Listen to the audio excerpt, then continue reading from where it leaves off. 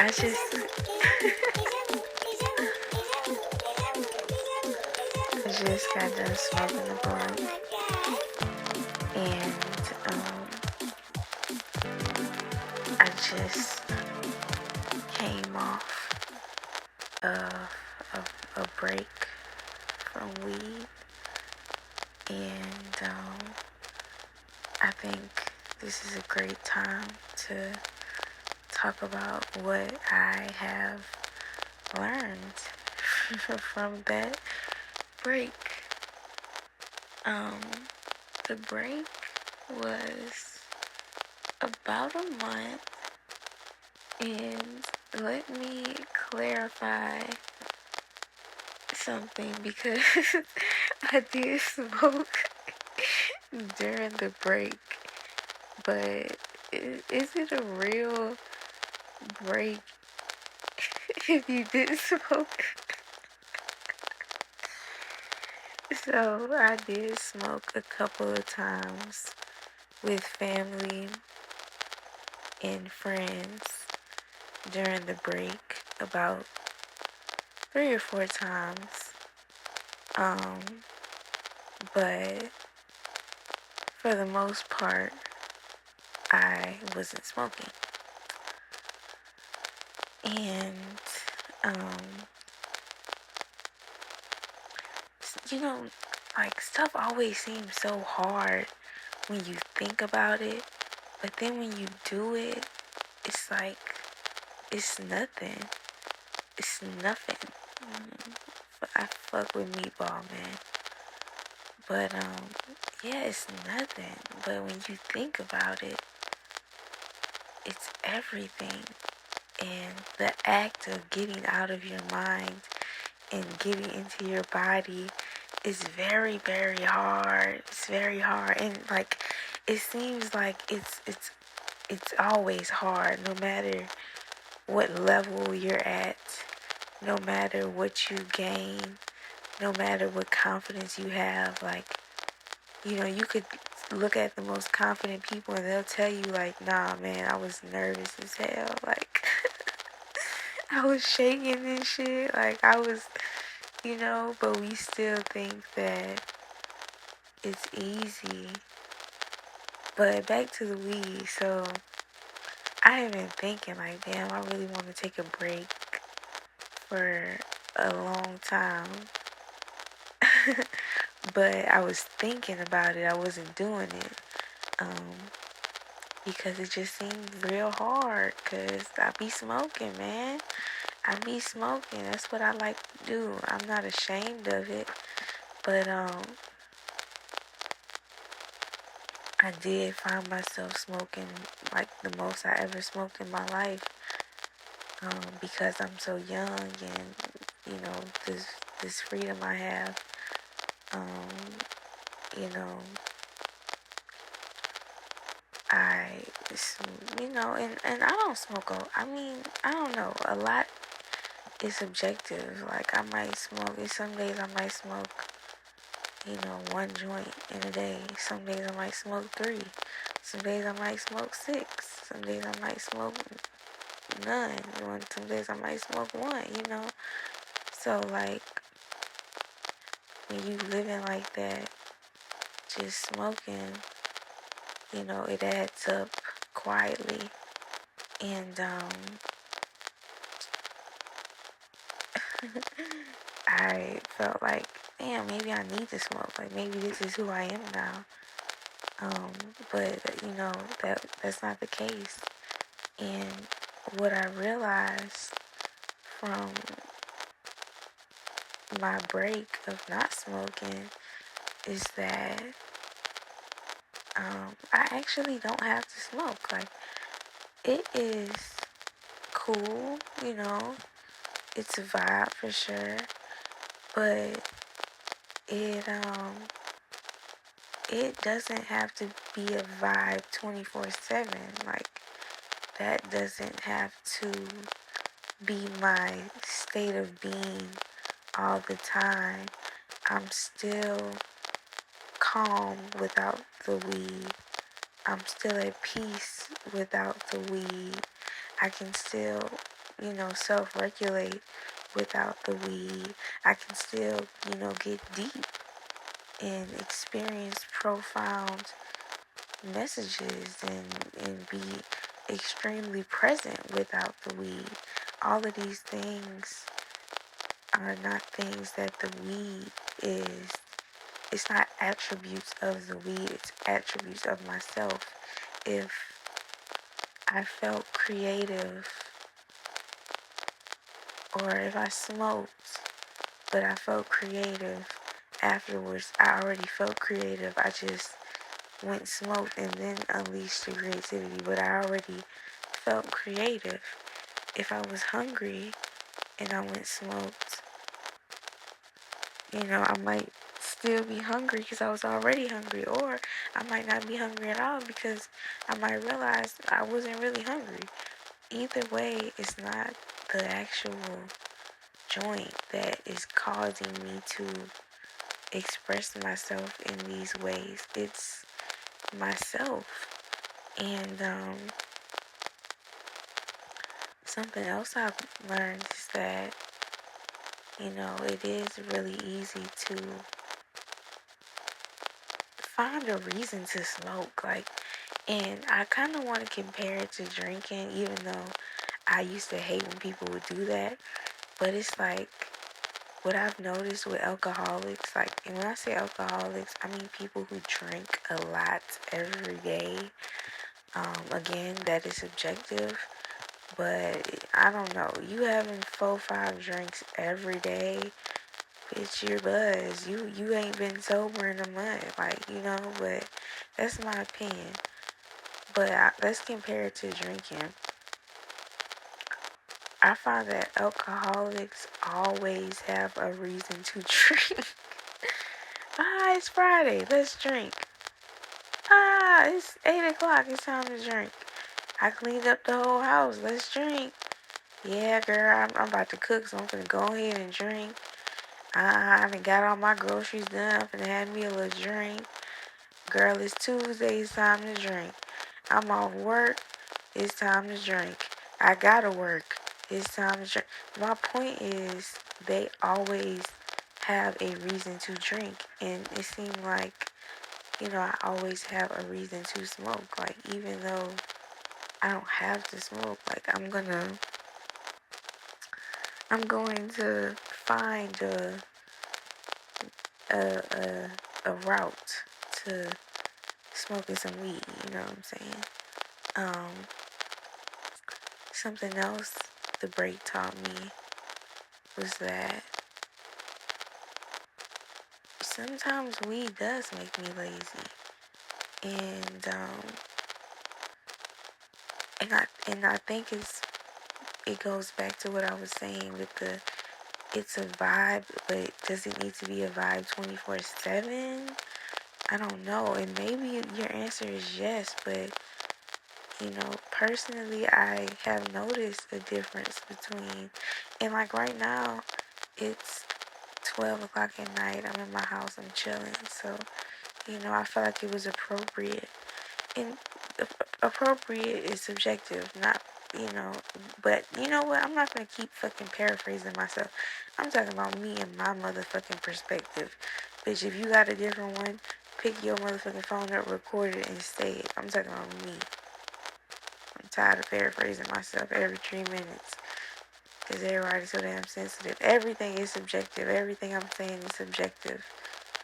But we talking about my subjectification. I don't fucking know. We talking about my point of view. So,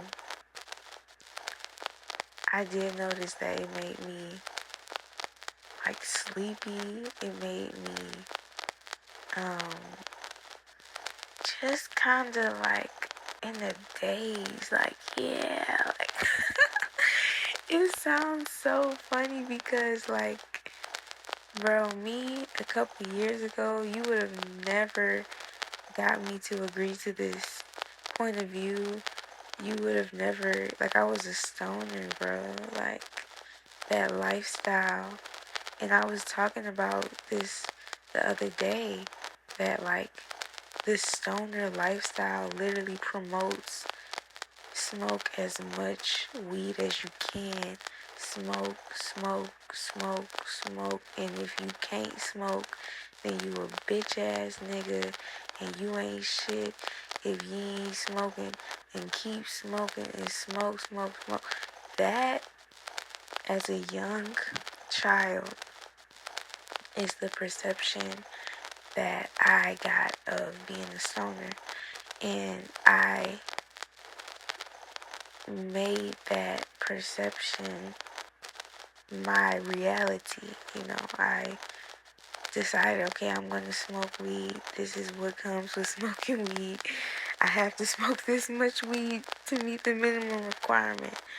And I think subconsciously I definitely was running that program for sure. And taking this break and taking a step back really allowed me to see that I'm the same fly, dope, talented, cool chick with or without the weed. Like, I don't need, I'm still a vibe. I'm still gonna have a good time. I'm still gonna live, laugh, and love, even if I don't have a blunt in my mouth, even if I don't have a drink in my mouth, even if I'm just sober. And I don't know what made me want to talk about this, because I just picked my phone up. That was the first thing I said. But it has been on my mind. So, but as I've gotten older, I've noticed that everyone is so fucked up, man. Like, I almost think kids have a lot more integrity. They do have more integrity, because you know when a kid do something, like, if a kid do some spiteful shit to you, like, they doing it out of spite. And that's not to say a kid won't lie, but it's like, they'll lie. If the lie is beneficial, they'll lie. But at the end of the day, when they gotta own up to it, like, they just gotta do it. I feel like adults, like, they be so high and drunk, and they be blaming shit on the liquor and blaming shit on the weed and blaming shit on the pills, and I just my bad, and that wasn't even me, and nah, nigga, that was you, nigga, that was you, and that's how you feel, nigga, you bitch ass nigga. You bitch ass nigga, that's how you feel. But it's like, I've noticed everybody is like, everybody doing something. It ain't gotta be heroin, but that bitch drink every hour, on the hour, baddie, shot o'clock. That bitch don't miss not near shot. That hoe is an alcoholic. And yes, her bills is paid, but that bitch is an alcoholic. I see the liver failure in her eyes. Y'all don't give a fuck? No. That nigga is on pills. He ain't slept in 4 days. Yeah, he a supervisor, but bitch, he a pill away from crashing out, I just noticed, like, everybody on something, and when you get sober, you really realize, like, oh, y'all is, like, geeking. To be a sober person in a room full of people that is intoxicated is hilarious. I have a good time. Like, I love to just people watch. I love to people watch. That is probably one of my favorite pastimes. Like, number one, I think I like it too much, because I'll get so engulfed in someone else's life. And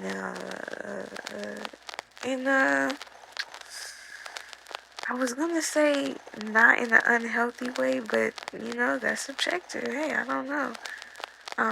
Not to the point where I'm like stalking their grandmother and looking for what school they graduated from.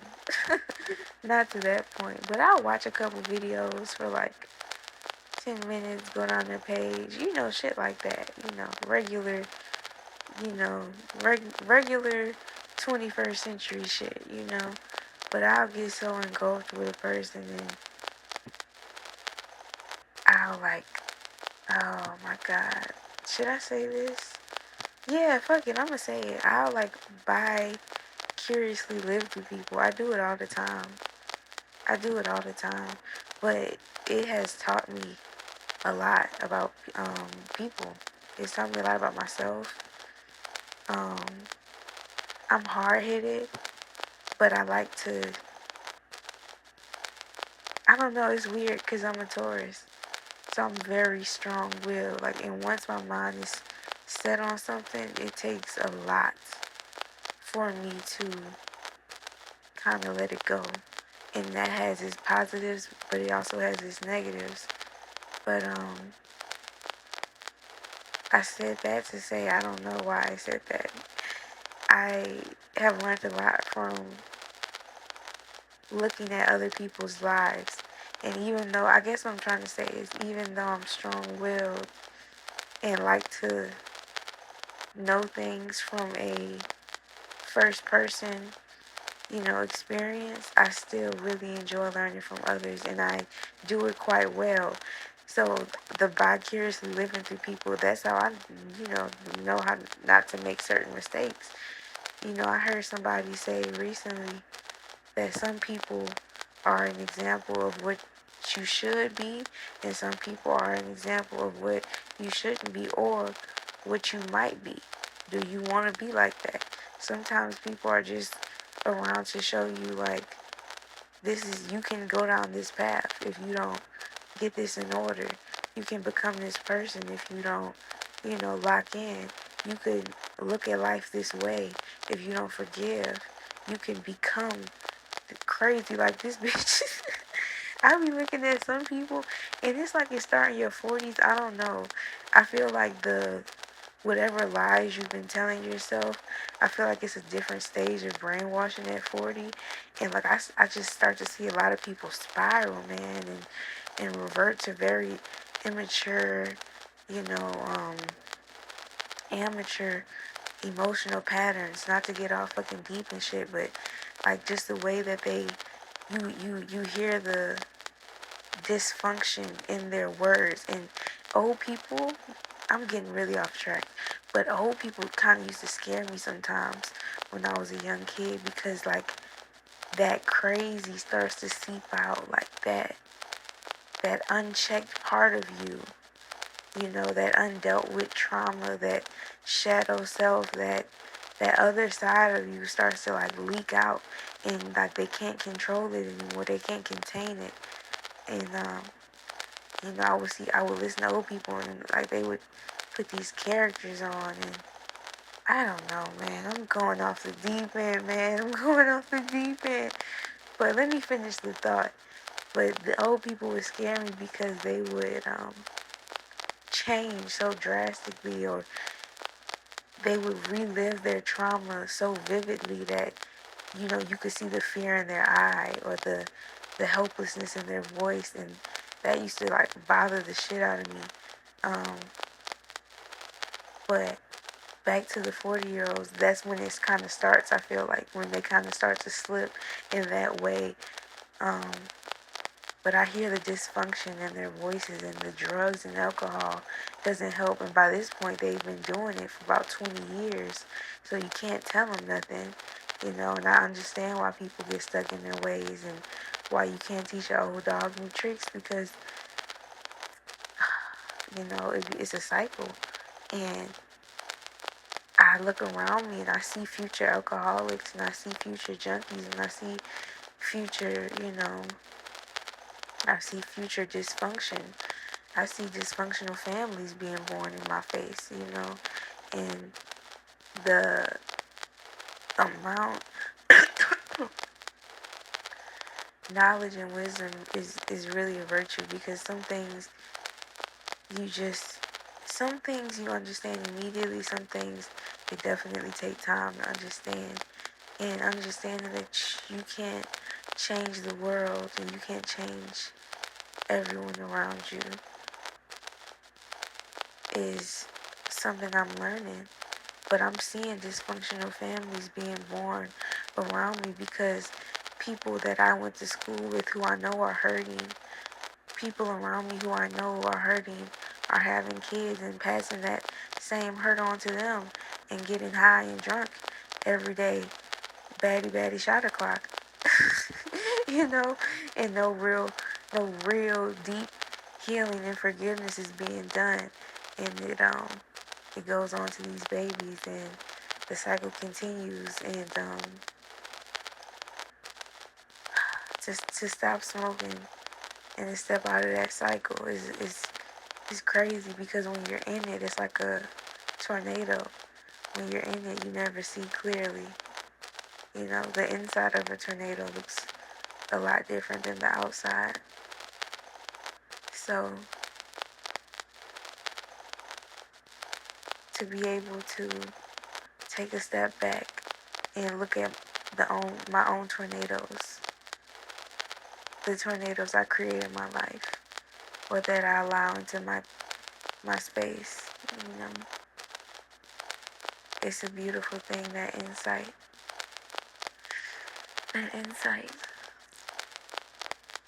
And to know I'm the captain of this ship, you know. I lost control of my ship from a young age. And I had a fool leading my ship and directing my ship and taking me all over the world to some crazy places that I shouldn't have been in, to some dangerous parts of the sea, you know. But I finally got control of my ship again, and I get to steer it however I want. And I still love weed, man. This video is definitely not a video to bash weed. Everything in moderation, you know. Too much sex is bad for you. Too much water is bad for you.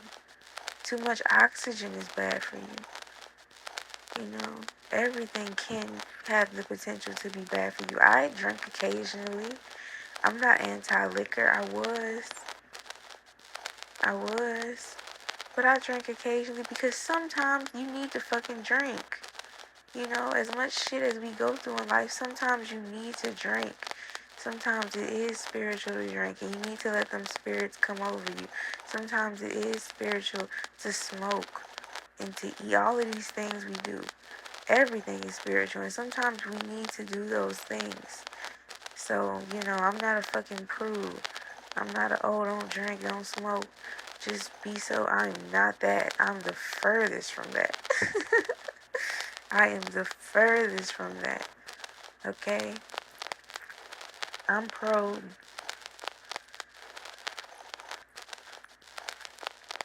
do whatever the hell you want to do. You know, in moderation and safely. That's what I'm pro. So, yeah, this is not a bashing weed video. I love weed. Weed was an avenue for me to find myself, to get back to self. You know, weed slowed the world down for me so I could go within. So, it definitely has its benefits. It definitely has its benefits.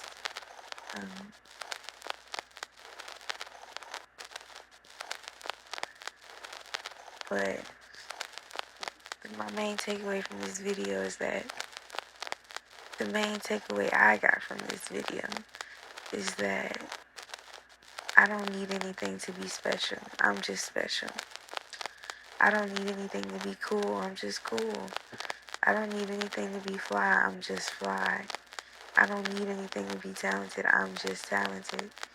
You know, I'm just, I'm just that person. Like, I'm just that girl, guy, they, them, him, her, she, them. I'm just that person. Like, when it come naturally, you could be I could be on heroin right now. I'd still be dropping dope shit because I'm just, you know, like, literally, that's just how it is. But, yeah, I'm definitely going to be changing my relationship with weed and what I what I feel comfortable with, you know, and being more conscious. And when I smoke, and not just smoking because it's there, not just looking for a reason to smoke, you know. I live life and smoke, okay? I don't want to smoke to live life. Is that what I meant? You get what I mean, shit. You know what I mean. But yeah,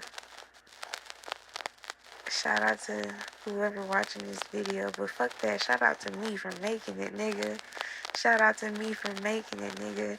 Shout out to me for putting the weed down, nigga, and having some introspection, nigga. Okay? Shout out to me for picking the weed back up, okay? And talking about why I shouldn't smoke while high, nigga. And talking about why I'm still gonna smoke and why I should smoke, nigga. And shout out to me for being a real nigga. And shout out to me for being fly. And shout out to me for being dope. And shout out to me for holding it down. Holding who down? Me down. Nigga, fuck y'all. And when I say fuck y'all, I mean everybody who wish bad on me, fuck you. And your fat ass mama.